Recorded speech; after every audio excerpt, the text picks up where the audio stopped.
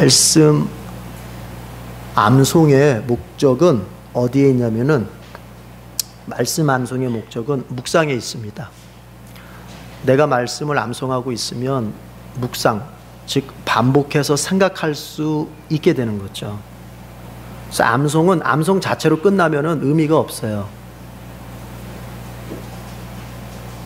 성경을 줄줄줄줄 암송한다고 자랑하는 사람들이 이제 혹 간혹 가다 보면 있는데, 중요한 것은 암송을 하는 그것이 자꾸 묵상이 되어져서 내 마음에 스며들어야 돼요. 우리가 사랑장을 암송하면은 암송한 구절 구절을 내가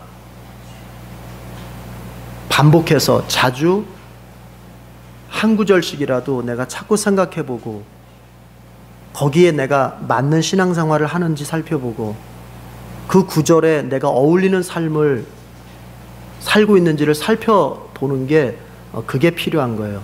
그거 하려고 암송하는 거예요. 그런 어떤 묵상 작업이 없는 채 말씀만을 그냥 머리로 같이 달달 외우는 것은, 따라합시다, 신앙생활에 전혀 유익이 없다. 나를 변화시킬 수 없는 말씀이라면 그 말씀은 전혀 필요가 없어요. 사실 내 인격을 변화시킬 수 없고 내 삶의 방식을 변화시킬 수 없는 말씀이라면 그것은 몰라도 되는 거예요, 사실은. 네. 그런데 내가 암송하고 있어도 그것을 반복해서 생각하고 그 말씀 한 구절 한 구절에다가 내 인격을 대입해보고 내가 지금 살아가고 있는 모습을 비춰보고, 그런 묵상 작업이 있을 때에라야 우리가 사랑장을 암송하는 것이 우리에게 유익이 있어요. 수요일 날 와서 우리가 암송 잘 하고 가는데, 그것이 그 반복, 여러분 이런 생각도 들어요. 수요일 날 몇 번 와봤다가 나오지 않는 사람들이 있어요. 그 중에 어떤 사람들은 우리가 지금 하고 있는 이것을 같이 할 수 없는 것에 대한 소외감을 느껴서 못 오는 사람도 있을 거라고 저는 생각해요. 그거를 생각 못할 바보가 아닙니다, 제가.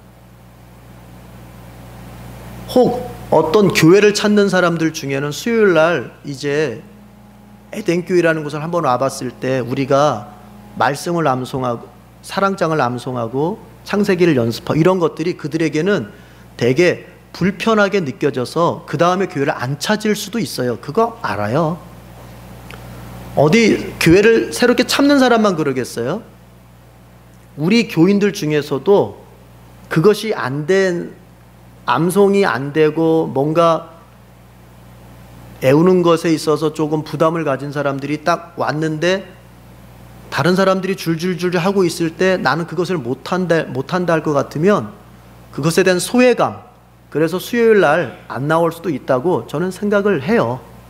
그럼에도 불구하고, 그것을 내가 알고 있음에도 불구하고 이것을 끝까지 고집하면서 가는 이유는 뭐냐면, 좋아요, 그것을 다른 사람들 내비두고라도 적어도 사랑 암송장을 사랑장을 암송한 사람만큼만이라도 사랑의 사람이 되고, 정말 예수님의 사랑을 인격 속에 배서 그들이 정말로 예수님처럼 사랑하고 섬기고 용서하고 자기들이 고집부렸던 삶에서 바뀔 수 있는 삶을 산다면, 나는 그 소수의 사람이 더 주님 나라에서는 중요하다고 생각하기 때문에 고집하는 거예요. 자, 그런데 제가 이 얘기를 드리는 이유는, 그래서 대중을 모으는 것보다 대중을 이걸 걷어치워서 대중을 더 많이 모으는 것보다 몇 사람이라도 사랑장을 정말 암송하는 가운데서 점점 사랑의 사람으로 바뀌는 소수를 더 추구하는데, 문제는 뭐냐? 저와 여러분이 이것을 암송하면서 여기 이 자리에 있지 않은 사람보다도 더 사랑의 사람이 되지 못하고, 이것을 여기 와서 암송하지 않는 사람보다도 더 사랑하는 사람이 되지 못하고, 더 용서하는 사람이 되지 못하고, 더 마음이 좁은 사람이 되고, 더 섬기지 못하는 사람이 된다면, 저의 그 목표는 사실 아무 열매를 못 맺게 되는 거죠.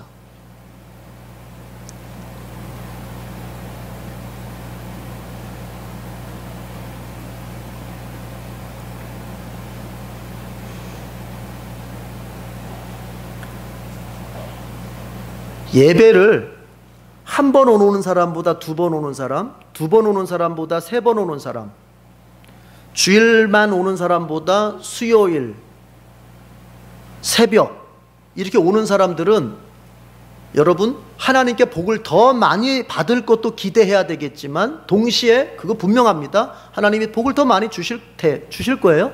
그러나 그 복을 기대하는 마음과 아울러 어떤 마음을 가져야 되냐면은 사명의 마음을 가져야 돼요. 어떤 마음? 여러분, 내가 주일만 교회 오는 사람보다 더 교회를 많이 왔고 말씀을 더 많이 들었고 내가 기도를 더 한 번이라도 더 했어. 자, 이제부터 보십시오. 그가 한 번 온 사람에 비해서 얼마나 사랑의 사람이 돼 있고 얼마나 기도의 사람이 돼 있고 얼마나 정말 말씀대로 살아가려고 몸부림치는 사람이 되어 있느냐, 이게 중요한 거예요. 이거를 보일 수 없다면 주일날 그냥 한 번 오는 사람하고 수요일날 이렇게 열심히 참여하는 우리가 똑같다면 여러분 얼마나 우리가 참 손해보는 삶을 사는 겁니까? 네. 그래서 뭔가 더 참여하고 뭔가 하나라도 더 배운 사람은 그것에 대한 어떤 마음을 가져야 되냐? 제가 사명이라고 표현했지만 책임감을 가져야 돼요. 책임감. 네. 여러분, 조금 이건 조금 비판적인 소리일 수 있겠지만 이 사회가 이렇게 좀 어려운데 이 사회가 어려워진 이유 중에 하나가 뭐냐면 여러 원인이 있겠죠. 그 중에 하나가 뭐냐면 제가 판단할 때는, 제가 분석할 때는 그래요. 더 많이 배운 사람이 더 많이 배운 사람으로서의 책임감이 결여돼 있어요. 더 많이 가지고 있는 사람이 더 많이 가진 사람으로서의 책임감이 결여된 사회예요. 우리 사회가 더 많이 배웠어요. 대학도 더 좋은 대학 나오고 학문도 더 깊게 했어요. 그러면 더 많이 배운 사람답게 그의 처세와 그의 선택과 그의 모든 행위들은 책임감이 있어야 돼요. 더 많이 벌었어요. 그래서 더 많이 가지고 있어요. 그렇다면 그는 가지고 있지 못한 자에 비해서 더 책임감 있는 삶을 살 수 있어야 돼요. 그러나 우리는 더 많이 배워서 권세를 더 얻고 힘을 더 얻어서 그 권세를 누리는 데는 익숙하고 그 권세를 누리는 데는 전문적이겠지만 책임지고 뭔가 더 가지고 있는 사람답게 책임지며 사는 모습은 약해요. 잘 안 나타나요. 여러분, 주님께서 뭐라고 말씀하십니까? 많이 준 자에게는 어떻게 하겠다? 많이 찾겠다 그랬어요. 하나님께서 은혜를 많이 준 사람에게는 찾는 것도 하나님이 많이 찾으시는 거예요. 하나님이 복을 많이 준 사람에게는 반드시 심판의 때에 가서 하나님이 많은 것을 결산하겠다고 그렇게 얘기를 하셨어요. 그러니까 받아 누리는 것만이 능사가 아니고 내가 받아 누리는 것만이 좋다, 이게 아니에요. 이제 뭘 해야 돼요? 항상 내가 받아 누리고 있는 이것이 항상 주님 앞에서 결산되어질 것을 생각해야 돼요. 여러분, 누군가가 인생을 오래 살고 누군가의 인생은 단명을 합니다. 지금 내 나이만큼 인생을 살았다면 내 나이만큼 산 것에 대한 책임감을 주님 앞에서 결산할 수 있어야 돼요. 내 나이에 걸맞는 인생을 살았는지 주님 앞에 결산할 수 있어야 돼요. 지금 내 나이가 장년을 지나가고 있고 노년을 지나가고 있습니다. 과연 책임감 있게 살고 있는지 살펴봐야 돼요.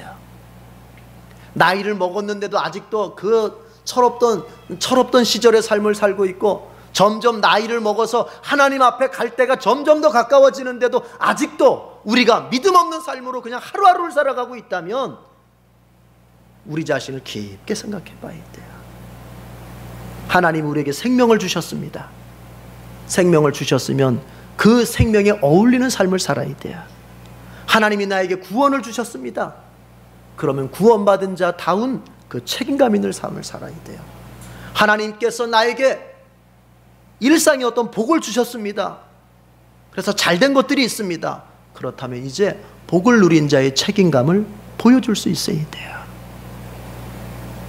수요일 날도 오셨습니다. 주일에 나온 사람의, 주일만 나온 사람에 비해서 그들이 나를 볼 때 역시 주일만 나오는 나에 비해서 저분은 믿음이 있구나, 이거를 보여줄 수 있어야 돼요.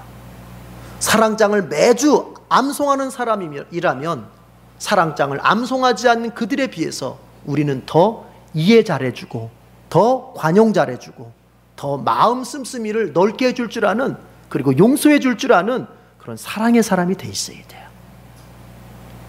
여러분, 나를 바꿀 수 없는 성경이라면 배울 필요가 없고 그거 들을 필요 없어요.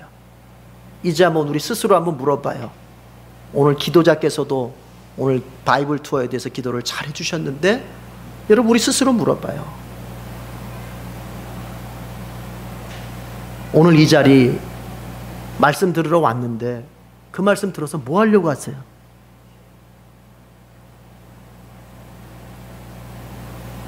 생각해 봐야죠.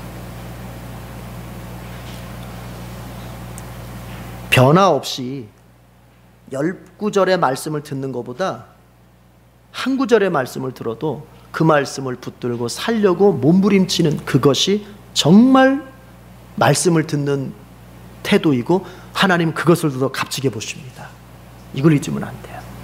그러니까 오늘 들으면서 모든 걸 다 담아가지고 가겠다, 뭐 저는 여러분이 그럴 거라고 사실 기대도 안 하고, 여러분 그러려고 하지도 마십시오. 딱 한 가지만 가지고 내가 그 한 가지를 붙들고 내가 한번 삶을 살아봐야 되겠다. 그게 무슨 말씀이든지 성령이 내게 내 가슴속에 꽂아주시는 그 말씀을 내가 붙들고 한번 살아봐야 되겠다, 이런 마음으로 말씀을 듣기를 바랍니다. 자, 요셉이 지금 애굽의 총리가 되어 있습니다. 그리고 애굽은 하나님이 바로에게 보여주신 꿈대로 7년의 대풍년이 지나갔고 이제 7년의 대흉년이 시작되었습니다. 오늘 본문은 42장은 그 배경을 가지고서 진행이 되는 거예요.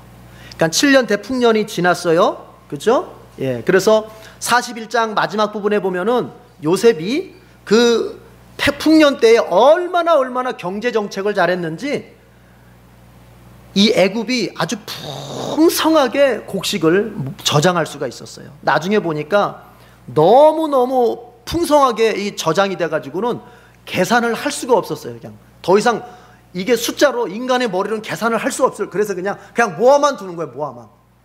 우리나라도 그 정도로 복 받았으면 좋겠어요. 그렇죠? 기도 많이 하십시다.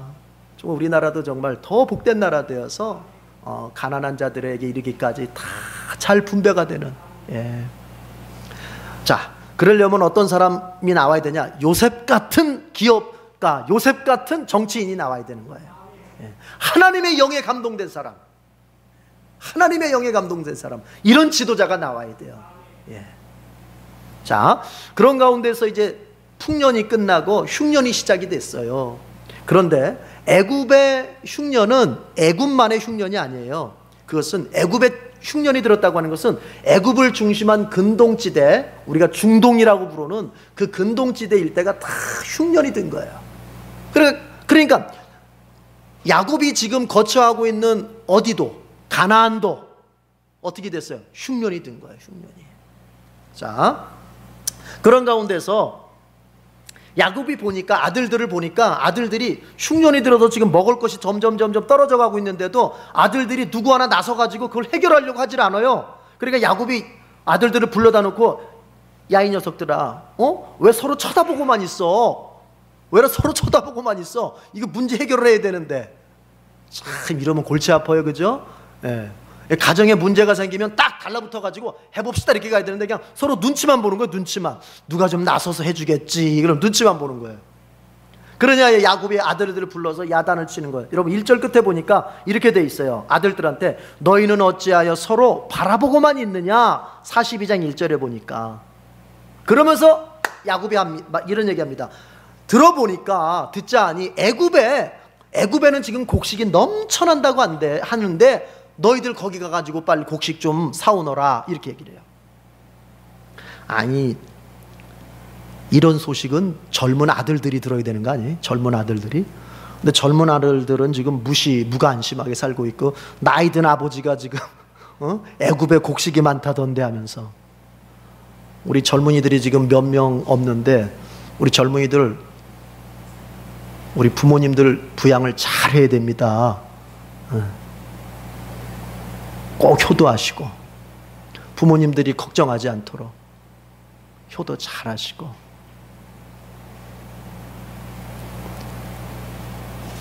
우리 부모님들께 용돈도 넉넉히 드리고,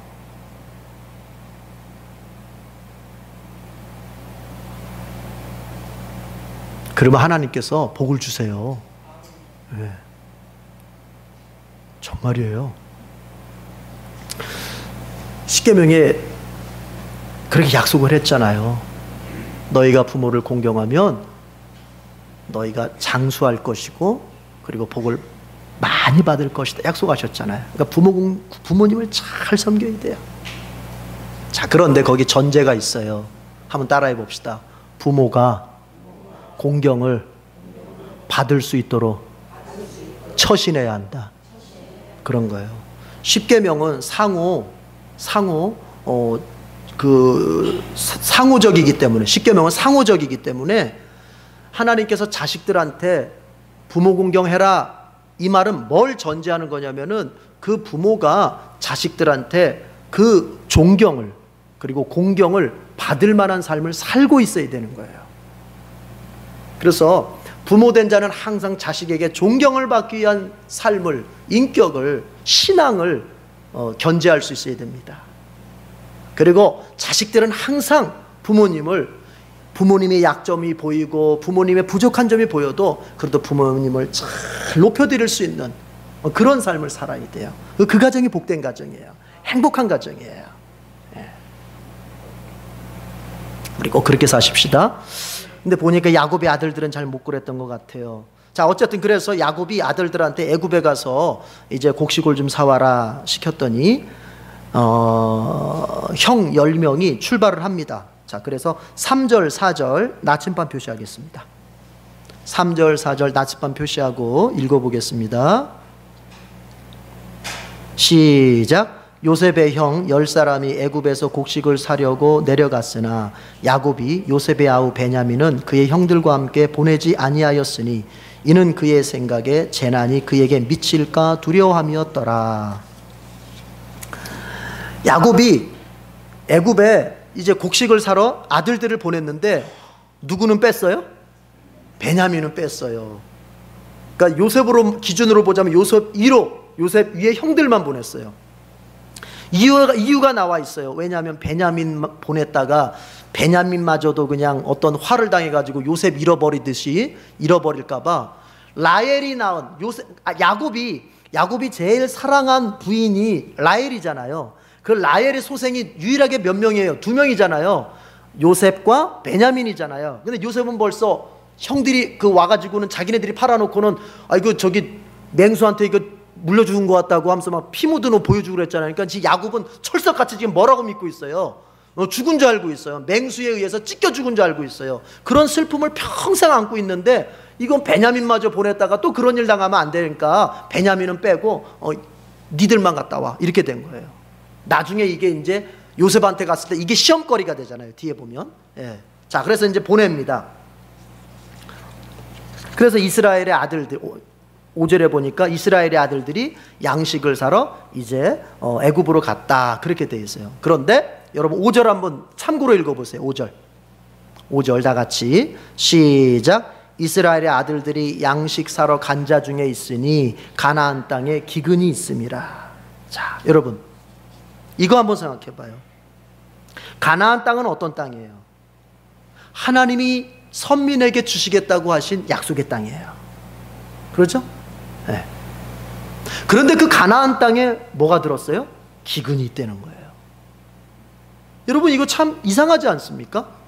하나님이 자신의 자녀에게 자신의 그 사랑하는 자녀에게 대대로 물려주겠다고 약속하신 가나안 땅인데 분명히 5절에 가나안 땅에 기근이 있음이라. 가나안 땅에 기근이 들었다. 근데 우리가 성경을 창세기를 지금 계속 우리가 공부해 왔지만 여러분, 아브라함 때도 기근이 있었고요, 이삭 때도 기근이 있었고요, 지금 야곱 때도 기근이 있어요. 가나안 땅은 하나님이 당신의 백성에게 주시마 약속하신 그 약속의 땅임에도 불구하고 4명의 족장들이 인생을 사는 동안 다 기근이 있었어요. 가뭄이 있었어요. 그럼 뭘 말합니까? 우선은 신자가 누리는, 하나님의 백성이 누리는 이 땅에서의 복이라고 하는 것은, 이 땅에서의 하나님의 나라라고 하는 것은 제가 지난주에도 얘기했죠. 부분적이라는 거예요. 하나님의 백성이 누리는 하나님의 나라, 하나님이 통치하시면서 하나님이 복을 주시면서 하나님이 보호하시면서 하나님이 인도하시는 하나님의 백성들이 누리는 하나님의 나라가 이 땅에서는 어떻다? 부분적이고 불완전하다는 거예요. 그걸 보여주는 거예요. 이 땅의 가나안은 불완전할 수밖에 없어요. 자, 그러면 한번 생각해 봅시다. 그 완전한 땅으로서의 하나님의 나라, 우리에게 완전한 복으로서의 하나님의 나라, 완전한 구원으로서의 하나님의 나라 언제 임한다고요? 주님의 재림 때, 예수님 재림 때. 누가 가지고 오시는 거예요? 예수님이 가지고 오시는 거예요. 그래서 요한복음에서 약속하신 거예요. 14장에서 너희는 마음에 근심하지 말아라. 내가 너희를 위하여 거처할 곳을 마련하고 마련되면 어떻게 하겠다? 내가 너희 데리러 오겠다. 예수님 요한복음 14장에서 말씀하시는 거예요. 네. 자, 그러면 여러분, 우리는 신자로서 주님의 구원을 누리고 주님의 복을 누립니다. 자, 한마디로 하나님의 나라를 예수님께 구원받음으로 말미암아 누립니다만, 우리 이 땅 살아가는 동안 뭐도 경험할 수 있어요? 고난도 경험할 수 있는 거예요. 그러니까 이렇게 물을 이유가 없어요. 내가 기도하고 있는데 왜 고난을 당하죠? 내가 주님 앞에 기도하고 있는데 왜 이렇게 나에게 일이 잘 안 될 때가 있죠? 내가 기도하고 있는데 왜 내 하는 일에 어려움이 이렇게 생기죠? 이 땅에서 누리는 하나님의 나라는 우리가 고난도 겸하여 받으면서 누리는 하나님의 나라예요. 그러면 그 고난이라고 하는 것이 우리에게 유익이 없느냐? 아닙니다. 성경은 고난이 유익이 있다고 분명히 얘기하고 있습니다. 그 고난의 유익이 뭘까요? 우리가 누리는 하나님의 나라, 그것이 완전하지 않고 고난도 겸하여 오는데 그 고난이 우리에게 주는, 신자에게 주는 유익이 뭘까요? 첫 번째는 이 땅을 완전한 하나님의 나라로 바라보지 않고 우리가 영원한 하나님의 나라를 바라보도록 만들어줘요. 여러분 생각해 보세요. 이 땅에서 너무나도 완전한 모든 것을 누린다면 그 사람이 정말 하나님께서 우리에게 예수님 재림하실 때 주고자 하시는 그 천국 가고 싶어질까요? 안 가고 싶어질까요? 안 가고 싶어지지는 않겠지만 좀 나중에 가고 싶겠죠. 그렇지 않겠습니까? 나중에. 그러나 그의 인생이 고난 속에 있어요. 그의 인생이 정말 아픔 속에 있어요. 그의 인생이 너무나도 힘겨움 속에 있어요. 그러면 그가 뭘 소망하겠어? 더 뭘 많이 소망하고 뭘 빨리 오도록 소망하겠어요? 하나님의 나라가 빨리 오길 소망하는 거예요. 그 제가 들은 얘기입니다만, 지하교회가 있잖아요. 북한에도 지하교회가 있고 중국에도 지하교회가 있잖아요. 그렇죠? 신앙생활 숨어서 하는 사람들. 예. 중국이라든지 북한에서 밖으로 드러나게 신앙생활 하는 교회가 있어요. 중국에는 삼자교회라든지, 그 다음에 북한 같은 경우는 봉숙교회인가? 이렇게 있어요. 그런 교회들은 다 사입이에요. 그건 보여주기. 공산주의면서도 야, 우리도 기독교가 있어, 이거 보여주려고 그냥 그 전시용으로 만든 거고, 진짜 신자들은 다 어디에 있냐면은 지하교회에 있어요. 지하교회. 예. 그런데 그 지하교회에 찬송을 부르면요, 그 찬송의 내용이 대부분이 뭔지 아세요? 주제가 재림갑니다. 재림감. 주여 어서 옵시옵소서. 주여 어서 옵시옵소서. 뭐 복 달라, 뭐 달라, 이런 게 없어요. 주님 빨리 오시옵소서. 재림가가 그렇게 많아요. 재림가가. 왜 그러겠어요? 지금 신앙생활 하고 있는 이 모습이 사실은 주님을 바라보면서 견디고는 있지만 현실에서는 어때요? 너무 힘들어요. 고통이 있어요. 아픔이 있어요. 그래서 이 마음속에 늘 부르는 찬송이 주님 어서 오시옵소서. 우리를 완전한 하나님의 나라로 빨리 데려가시옵소서. 주님 어서 오시옵소서. 우리를 이 고통에서 하루라도 빨리 건져서 주님과 영생을 같이 누릴 수 있는 하나님의 나라로 데려가시옵소서.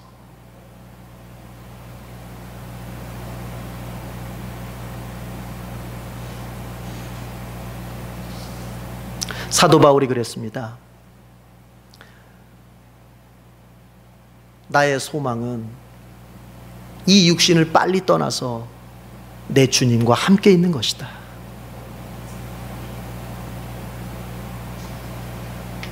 지금 몸담고 있는 이 육신을 빨리 떠나서 예수님과 함께 영생을 누리는 것이다. 그러나 주님께서 지금 나에게 사명을 주셔서 내가 여기에 머물고 있다. 그러니까 이 신앙이 뜨거운 사람은 완전한 하나님의 나라를 갈망을 하는 거예요. 갈망을. 그런데 여러분, 사도 바울이 그렇게 완전한 하나님의 나라를 갈망하는 데에 뭐도 또 영향을 주게 되냐면 환경도 영향을 주게 되는 거예요. 어떤 환경? 고난의 환경. 정말 예수님 잘 믿어보려고, 예수님 잘 전해보려고 애쓰면 애쓸수록 애쓰면서 살았는데 사도 바울은, 여러분 그때마다 사도 바울은 늘 뭘 경험하게 됩니까? 고난을 경험하게 되는 거예요. 막히는 것을 경험하게 되는 거예요. 물론 전도했을 때 성령이 역사하셔서 병자가 낫고 많은 사람의 회심자를 얻고 이런 열매도 있어요. 그러나 항상 고난이 있었어요. 그러니까 고난으로 말미암아서 사도 바울은 뭐예요? 하나님의 나라를 더 뜨겁게 갈망하는 거예요. 그래서 우리에게 주님께서 고난 주시는 거예요. 여러분, 고난이 있으면 우리가 이 세상에 대해서 이제 이 세상은 영원히 살 때가 못 되는구나. 그래서 고난은 우리로 하여금 영원한 하나님의 나라를 소망하게 해요. 또 그것만입니까? 여러분, 고난이라고 하는 것은 어떤 역할을 할까요? 신자를 겸손하게 만들어주는 거예요. 우리는요, 조금 알면 교만해요. 우리 그거 조금만 갖잖아요, 교만해져요. 이게 인간이에요. 어쩔 수 없어요. 어제까지는 땡전 한 푼 없어가지고 끼니도 제대로 못 걸어던 사람이 아우주 좀 살만해지잖아요. 그러면요, 이상하게 그 마음이 교만해져요. 그런데 그때 고난이 딱 와요. 막히는 게 생겼어요. 내 뜻대로 안 되는 게 생겼어요. 내가 이것만 없으면 막 자랑하며 살 텐데 딱 막히는 게 생겼어요. 그럼 어때요? 이 마음이 억지로라도 어떻게 돼요? 겸손해지게 되는 거예요. 억지로라도 겸손해지게 되는 거예요. 오늘 저기 성경을 보면 이렇게 되어 있습니다. 5절에 보니까 이스라엘의 아들들이 양식 사러 간 자 중에 있으니, 그러니까 야곱의 아들들만 간 게 아니라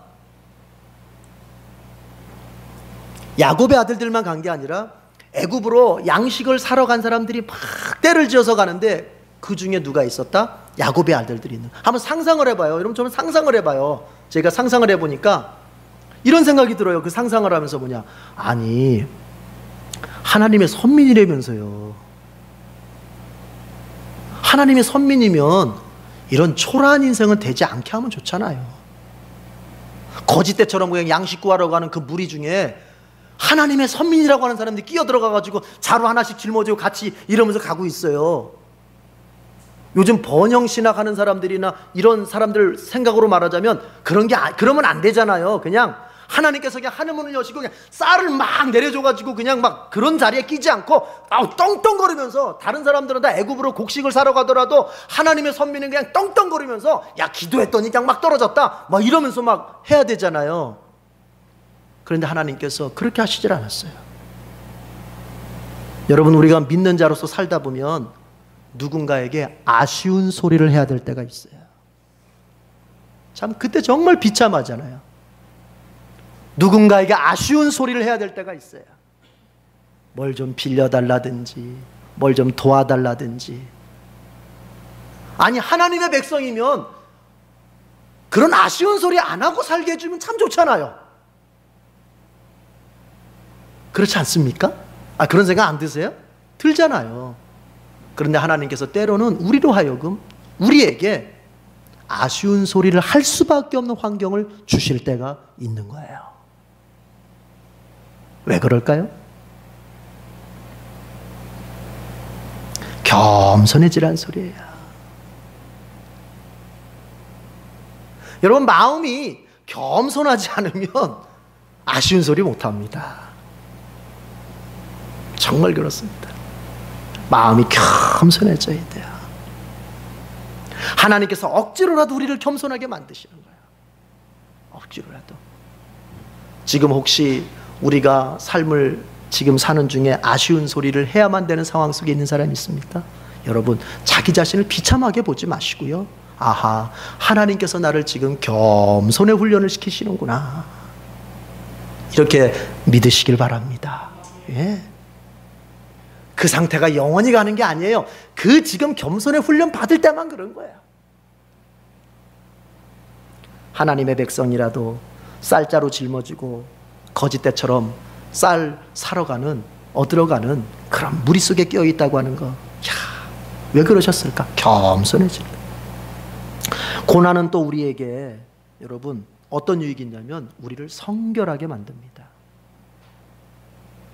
고난은 우리를 성결하게 만들어요.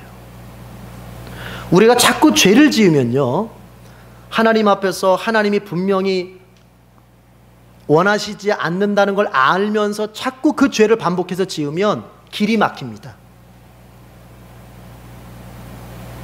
내가 원하는 게 막혀버립니다. 길이 막혀버립니다. 하나님께서 분명히 지금 말씀하고 계시는데도 그것을 계속 놓지 않고 반복하고 있으면 그것을 놓을 때까지 하나님이 길을 풀질 않습니다. 계속 막아갑니다. 그렇습니다. 그것 자체가 고난이에요. 길이 막혀요. 어려워져요. 상황이 안 풀려요. 그러면서 어때요? 환경은 점점점 어려워지는 거예요. 고난이에요. 그럼 하나님이 왜 그런 고난 주지? 왜 막아서 어렵게 만들고 환경이 안 풀리게 만드시느냐? 네가 지금 떠나야 할 죄를 떠나라는 거예요. 버려야 할 죄를 버리라고 말씀하시는 거예요.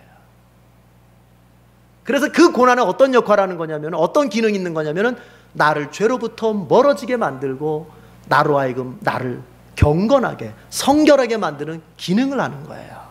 고난은 그런 기능이 있어요. 여러분, 혹시 여러분이 계획하고 여러분이 기도하고 있는데도 뭔가 길이 자꾸 막히는 것 같습니까? 이제 가만히 생각해 보십시오. 구하는데도, 하나님 앞에 구하고 있는데도 뭔가 오지 않고 막히는 것 같습니까? 가만히 생각해 보십시오.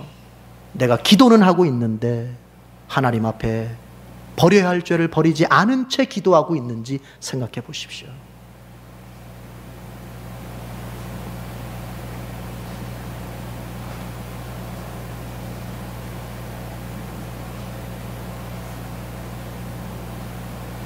이런 분들이 있잖아요.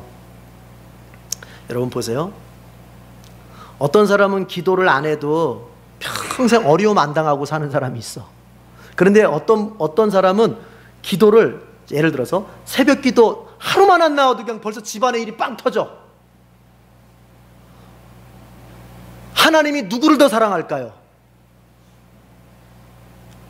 하나님이 누구를 더 사랑하고 있을까요? 하나님은 똑같이 사랑하시잖아요. 그렇게 얘기하지 말고 하나님이 누구를 더 지금 사랑하고 있을까요? 어떤 분은 기도라고 하는 것을 안 해도 뭐 집안이나 자기 개인적으로나 별일이 잘 안 생겨. 그냥 굴러갈 대로 굴러가. 근데 어떤 사람은 벌써 기도만 하루 안 해도 이 마음이 너무, 벌써 기도를 하루 안 하면 벌써 본인의 마음 자체가 너무 불편하고, 그리고 뭔가 그날에 하여튼 나의 어떤 것이 막 안 되고 막히고 막 이런 것이 있어요. 경험해 보셨어요? 예. 여러분, 하나님이 누굴 더 사랑하시냔 말이에요. 겉으로 볼 때는, 현상적으로 볼 때는 안 막는 그 사람을 더 사랑하는 것 같죠. 오히려 기도 한 번 안 했다고, 하루 기도 안 했다고 그냥 막 하나님이 뒤 흔들어대는 그 사람을 하나님이 더 미워하는 것 같죠. 그러나 실상은 반대입니다. 막는 사람을 하나님 더 사랑하는 거예요. 여러분, 평생을 기도의 사람으로 사는 사람이요, 기도를 하루라도 안 하잖아요. 그러면은 하나님이 흔들어요. 그냥 막 너마저 기도 안 하면 어떻게 되니? 너 기도의 사람인데, 내가 지금 너 기도하는 거 보고 너희 가정에 복을 주고, 너 기도하는 거 보고 에덴 교회를 내가 지금 내가 이렇게 봐주고 있고, 내가 너 기도하는 거 보고 네 자식 봐주고 있는데 너마저 기도 안 하면 어떡하니? 그렇게 보시는 거예요.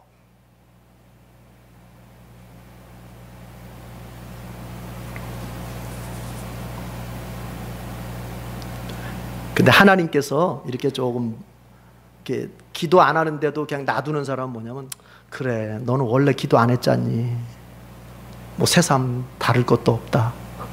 그러나 기도하던 사람이 기도를 놓으면 하나님께서 얼마나 즉각적으로 움직이시는지. 그래서 이런 생각마저 들어요. 이런 생각마저, 야, 하나님은 어떻게 복을 달라고 그렇게 기도할 때는 들은 척도 안 하시는 것 같다가도, 내가 조금 뭐 지금 기도 하루 쉬면은 그렇게 그냥 쫓아오셔가지고 그냥 나를 이렇게 뒤흔들어 대시나? 야, 하나님은 정말 나를 때리는 것만 좋아하시는 분 같아. 이런 느낌마저도 들 때가 있어요. 맞죠? 기도하시는 분들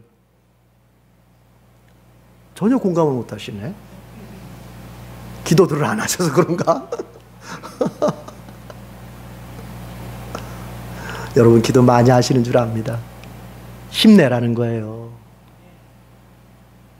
기도하는 데에 낙심치 말고 끝까지 가라는 얘기를 하고 싶은 거예요. 우리가 하나님으로부터 복을 구하는 기도는 그 응답되는 것이 길이 굉장히 길어지는 것 같은 거예요. 그러나 그 기도를 어느 날은 너무 힘들어서 하나님 앞에 섭섭한 마음도 들고 해서 하루 쉬어버리면 그날이 그렇게 불편할 수가 없고, 그날이 그렇게 막힐 수가 없어요. 그게 주님께서 나를 사랑하신다는 증거로 알라는 얘기를 지금 하고 있는 거예요. 여러분, 주님은 정말 사랑하는 자는 가만히 놔두질 않습니다.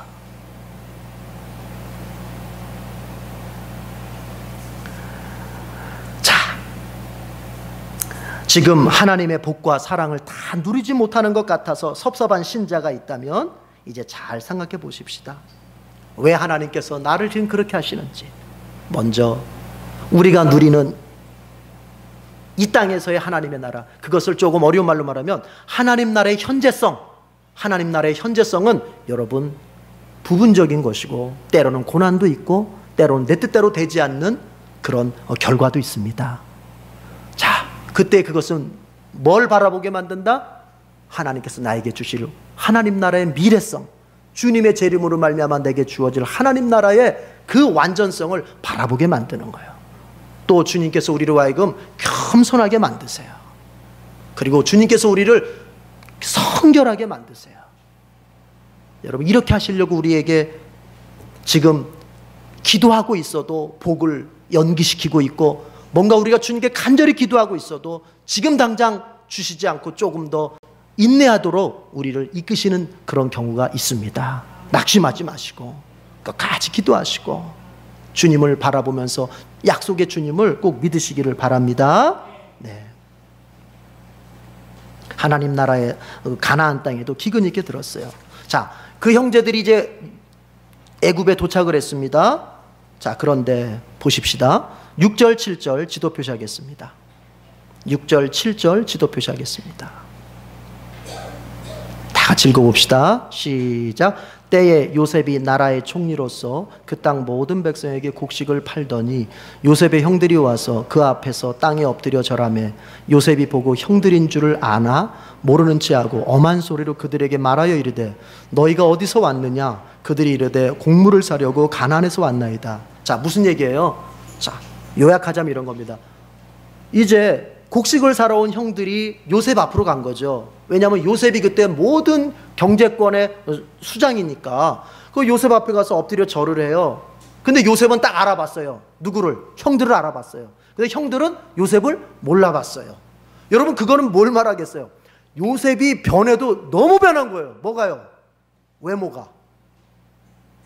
그러니까 확 달라진 거예요. 몰라보는 거예요. 그러니까 출세하고 나서 이 외모가 바뀐 거예요. 너무너무 이게 달라진 거예요. 귀티나게. 그러니까 모르는 거 형들이 10명 중에 한 명은 알아봐야 될 거 아니에요. 한 명은 알아봐야 되는데 한 명도 몰라본 거예요, 요셉을. 근데 누구나 알았어요? 요셉은 우리 형들이구나 알아봤어요. 그런데 여러분 보세요. 여기서 요셉이 아는 체를 안 합니다. 그리고 오히려 너희들 정탐꾼이지.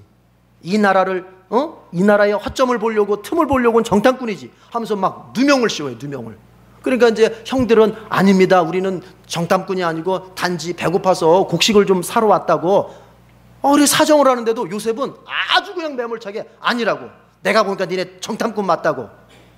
형들은 계속 아니라고. 우리 아버지가 어떤 분이시고 우리에게 형제가 몇 명인데 지금 막내는 그 아버지하고 같이 있고 우리가 이렇게 곡식을 사러 왔다고. 우리 형제 중에 한 명은 잃어버렸다고. 이런 식으로 자기 가정 얘기를 하면서 자기들이 간첩이 아니고 정탐꾼이 아니라는 걸 계속 설명을 해요. 그런데 요셉이 안 들어줘요. 니들 정탐꾼 맞아.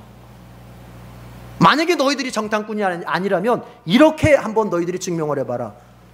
지금 한 사람이 감옥에 갇혀 있고 나중에 이제 처음에는 다 감옥에 갇혀 있고 한 사람만 너네 아버지 집에 가가지고 집에 있다고 하는 막내 데리고 와라.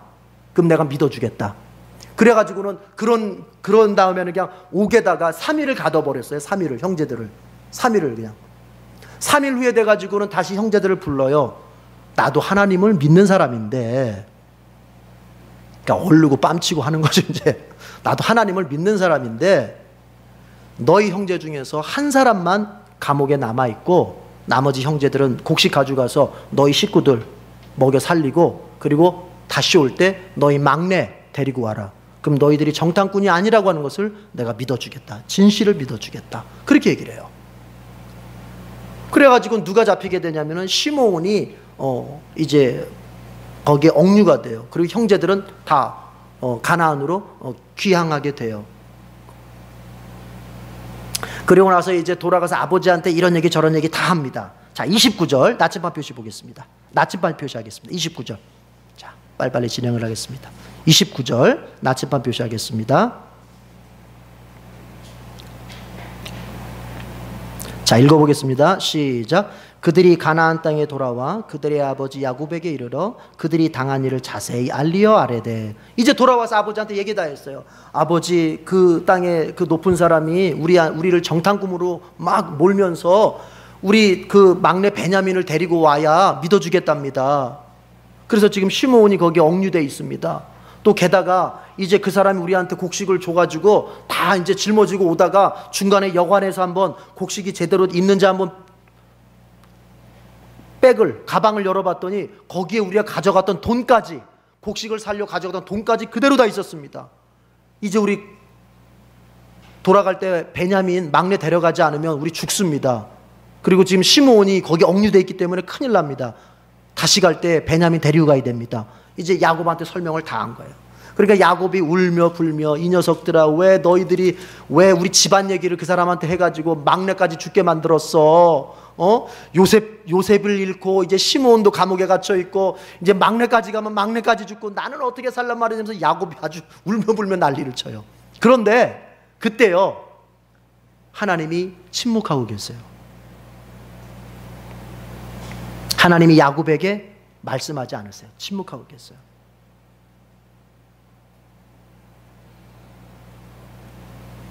요셉이 죽었다고 할 때도 야곱이 엄청나게 슬퍼했잖아요. 그렇죠? 이제 나도 죽을 테다 하면서 이렇게 갔잖아요. 그때도 하나님께서 침묵하세요. 야곱에게 얘기 안 해요.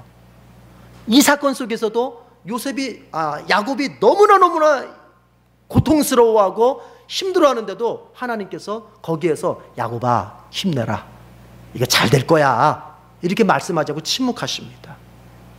여러분, 그걸 알아야 돼요. 여러분, 야곱은 하나님하고 이 당시만 해도 구약시대 때는 야곱하고 하나님은 어떤 관계예요? 직통계시를 받는 관계잖아요. 하나님이 직접 말씀하시던 관계 아닙니까? 그죠? 야곱에게 꿈으로도 환상으로도 보여주고, 야곱아 너 재산을 얻으려면 이렇게 해야 돼.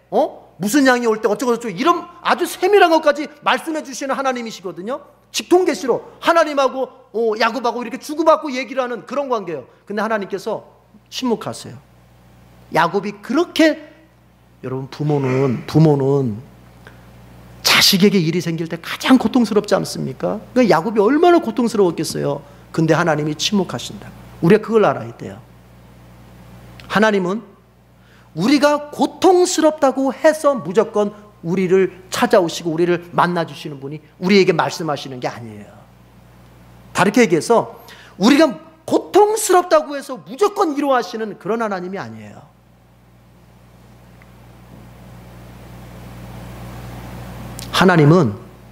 하나님이 위로하고 싶을 때 위로하시고 하나님의 계획대로 하시는 분이에요. 그러니까 내가 지금 만약에 어떤 일이 안 풀려가지고 어떤 곳에 고통이 있어가지고 막 주님 앞에 기도하면서 주님 앞에 매달려요. 근데 주님께서 뭔가 나에게 말씀하시질 않아. 뭔가 내 마음속에 뭔가 위로를 주시는 것 같지도 않아. 뭔가 주님이 나에게 찾아오는 것 같지도 않아. 따라합시다. 거기에도 뜻이 있다. 이렇게 얘기해 봅시다. 거기에는, 따라해 봅시다. 거기에는 더 큰 뜻이 있다. 하나님은 지금 위로하는 것보다 더 큰 계획이 있으시면 그 위로를 뒤로 미루십니다. 지금 하나님의 계획은 뭐예요? 하나님의 지금 큰 계획이 뭐예요? 야곱의 가문을 어디로 옮겨요? 애굽으로 옮기려고 하시는 거예요. 그런 큰 계획 속에서 지금 야곱이 여기서 하나님으로부터 야, 요셉 살아있어, 네 아들 다 괜찮을 거야, 이런 얘기 들으면 안 돼요. 그럼 하나님의 계획이 무효가 되어버리는 거예요. 그래서 하나님은 큰 계획 속에서 우리를 인도하시기 때문에 그때 때로는 우리가 원하는 어떤 감정적인, 우리가 원하는 어떤 요만한 작은 것들을 통해서 뭔가 우리가 채워짐을 받기를 원하는 그것에 대해서 하나님이 때로는 그것을 딱 그냥 지나가실 때도 있어요. 그럼 무슨 얘기입니까? 우리는 항상 이런 믿음으로 살아야 돼요. 여러분, 지금 하나님께서 고통스러워하는 야곱 자식 3명이나 다 한꺼번에 죽게 돼버려가지고 너무 고통스러워하는 야곱에게 하나님께서 위로하시지 않는 이 모습을 보면서 우리는 지금 하나님을 비판하거나 하나님에 대해서 섭섭한 마음을 전혀 갖고 있지 않습니다. 왜 그렇죠? 우리는 전체 창세기의 전체 이야기를 알기 때문에 그런 거예요. 그럼 무슨 얘기냐? 여러분, 믿으세요. 지금 당장 여러분을 위로하지 않고, 지금 당장 여러분에게 어떤 감정적인 위로를 주지 않고, 지금 당장 여러분한테 뭔가 요만한 좋은 거 주지 않는다고 해서 낙심하지 마세요. 섭섭해하지 마세요. 하나님께서는 더 좋은 편으로 우리를 인도하고 계시는 거예요.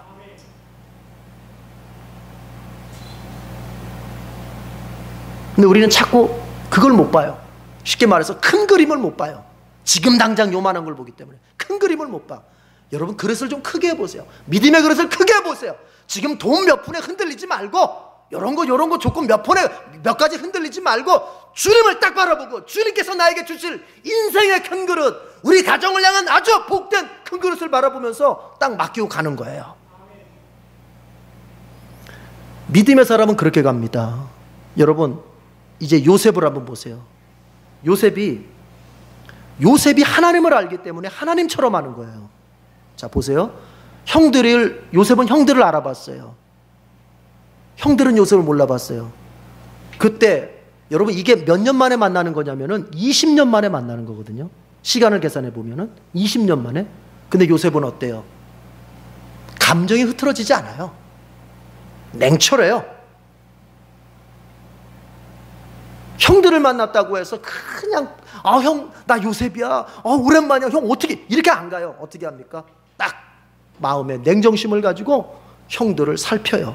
형들이 얼마나 성숙했나, 자기들의 이기심을 위해서, 자기들의 욕망을 위해서 나를 팔았던 형들인데 이 형들이 지금 얼마만큼 성숙했는지 테스트해봐요. 그래서 베냐민을 데려오라고 하는 거거든요. 그래서 베냐민을, 이들의 인격이 얼마만큼 됐는지를 테스트해보기 위해서 베냐민을 데려오라고 하는 거예요. 나중에 보면은, 뒤에 보면은 이렇습니다. 여러분, 루벤이 야곱에게 이런 얘기를 해요. 아버지, 만약에 제가 베냐민을 다시 못 데려오거든 나의 2 아들을 죽이세요. 이게 뭘 의미하는 거냐면, 여러분, 지금 야곱의 부인이 4명이에요.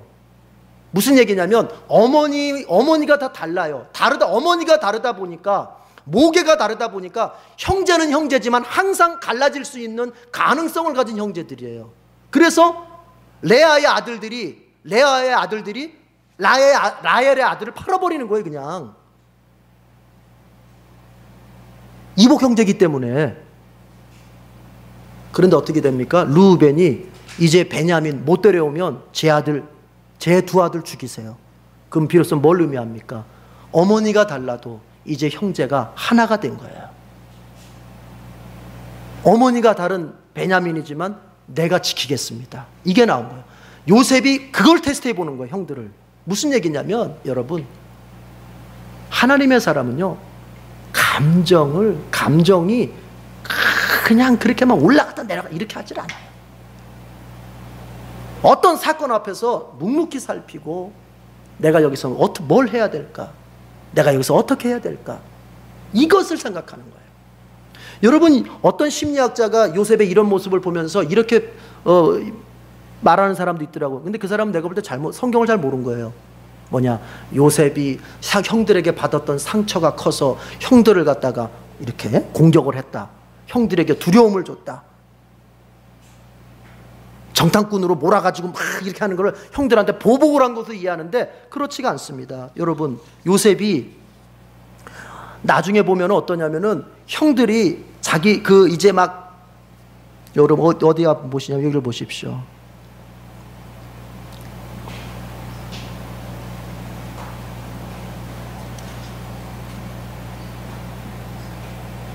예, 21절 한번 보십시오. 21절. 자, 21절에서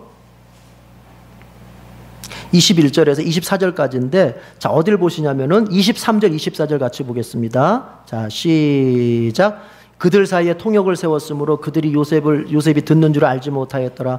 요셉이 그들을 떠나가서 울고 다시 돌아와서 그들과 말하다가 그들 중에서 시므온을 끌어내어 그들 앞에 눈앞에서 결박. 무슨 얘기냐면 이런 얘기예요. 이제 요셉이 형제들을 간첩으로 몰아가지고 이제 시므온만 남기고 다른 형제들 가라고 하니까 자기네들끼리 얘기를 해요. 무슨 얘기를 하냐면은, 야, 우리가 옛날에 요셉을 그렇게 우리가 핍박하고 요셉을 그렇게 팔아버리고 이런 것에 대해서 우리가 벌을 받나 보다. 이런 얘기를 자기들끼리 해요. 근데 요셉이 형들하고 얘기할 때 통역을 세웠거든요.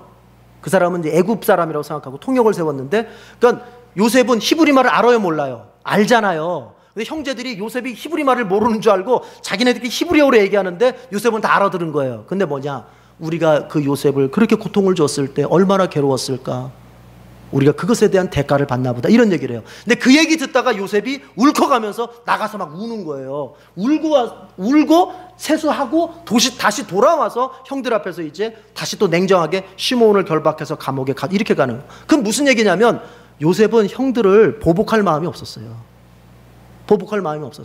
형들한테 빨리 자기 자신의 신분을 밝히고 형들을 얼싸안고 싶었던 마음이 더 컸어요. 그게 울은 거예요. 눈물이 그래서 나온 거예요. 그런데 요셉은 뭐예요? 냉철하게. 그것만이 다가 아니라는 겁니다. 여러분, 저도 자식을 키우면서 느끼는 게, 부모가 자식을 키우면서 정말 냉정심을 갖기가 쉽지가 않아요. 그러나 때로는 우리가 인간관계 속에서 냉철해야 될 때는 냉철해야 되는 거예요. 그게 필요한 거예요. 그게. 신자는 감정에 쉽게 휘둘리지가 않는 것입니다. 감정이 우리에게 필요한 것은 맞지만 감정에 놀아나면 안 되는 거예요. 감정을 어떻게 해야 돼요? 다스려야 되는 거예요. 그리고 성령께서 주시는 감정은 우리가 잘 받아들이더라도 우리의 어떤 인간적인, 그리고 내지는 사단이 주는 어떤 기분, 사단이 주는 감정에 휘둘리면 안 돼요. 잘 다스릴 수 있어야 돼요. 기도하겠습니다. 하나님 아버지,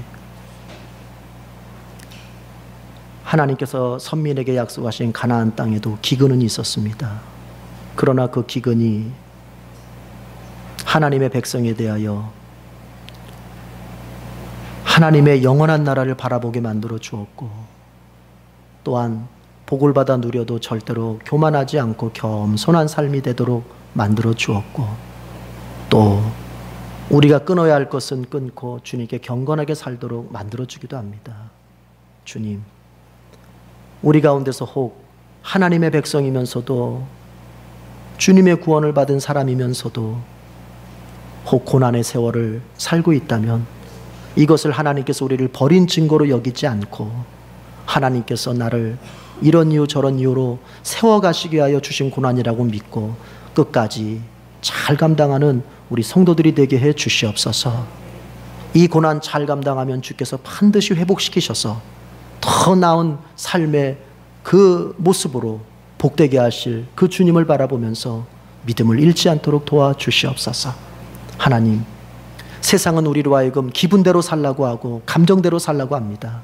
그러나 우리가 성령 안에서 성령께서 주시는 기쁨의 감정, 성령께서 주시는 그 즐거움의 감정은 우리가 누리겠으나 때로는 정말 성령이 주시지 않은 그런 어떤 죄에 오염된 감정, 사단이 주는 그런 감정들에 우리가 휩싸여서 우리의 생을 낭비하거나 다른 사람과의 관계를 망가뜨리거나 우리의 신앙에 정말 어려움을 겪지 않는 지혜로운 성도들이 다 될 수 있게 해주시옵소서.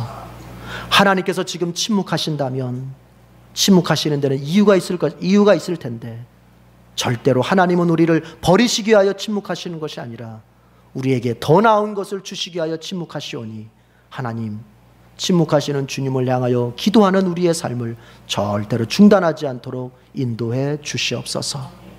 우리 주님께서 우리와 함께 하심을 믿고 감사드리며 예수님의 이름으로 기도드립니다. 아멘.